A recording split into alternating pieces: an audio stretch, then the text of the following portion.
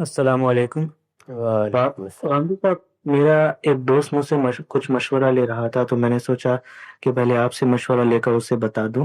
میرا ایک دوست ایک ملٹی ریلیجیس اسکول قائم کرنا چاہتا ہے، جہاں ابتدائی جماعتوں میں بچوں کو دنیاوی تعلیم کے ساتھ ساتھ ان کے اپنے اپنے مذہب کی بنیادی دینی تعلیم دی جائے، اور آخری جماعتوں میں دنیاوی تعلیم کے ساتھ ساتھ کمپیریٹیو ریلیجین اور ایتھنزم کی بنیادی تعلیم دی جائے۔ تو غامدی صاحب، اس ملٹی ریلیجیس اسکول کے کانسیپٹ کے بارے میں آپ کا کیا مشورہ ہے؟ جزاک اللہ۔ آپ لوگوں کی تعلیم کا جو بندوبست چاہے کر دیں، بس چند بنیادی چیزیں ملحوظ رکھنی چاہیے۔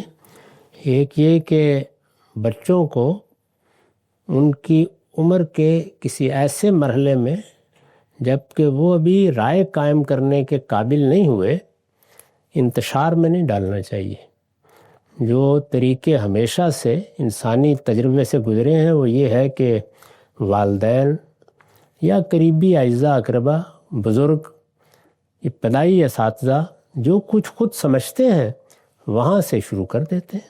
دیانتداری کا تقاضا بھی یہی ہے، بچوں کو پہلے جو کچھ ہم یعنی والدین، اعزاء اقربا یا جن کے سپرد بچے کیے گئے ہیں، جو کچھ ہم سمجھتے ہیں وہ بتائیں گے۔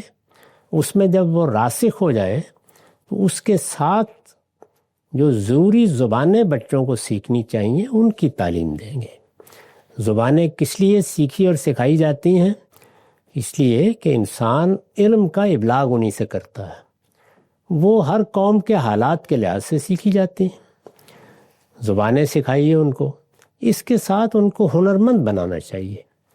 ہر انسان کے اندر اللہ تعالیٰ نے کسی نہ کسی ہنر کو سیکھنے کی صلاحیت رکھی ہے۔ ہنرمندی کا ایک پہلو ریاضی کی تعلیم بھی ہے، وہ ہنرمند بنائیے۔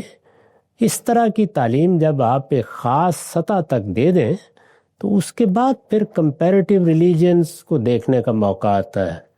میرے خیال کے مطابق 12 سال کی براڈ بیس وسیع بنیاد تعلیم سے پہلے اس طرح کے مضامین کو باقاعدہ پڑھانے کا آغاز نہیں کرنا چاہیے۔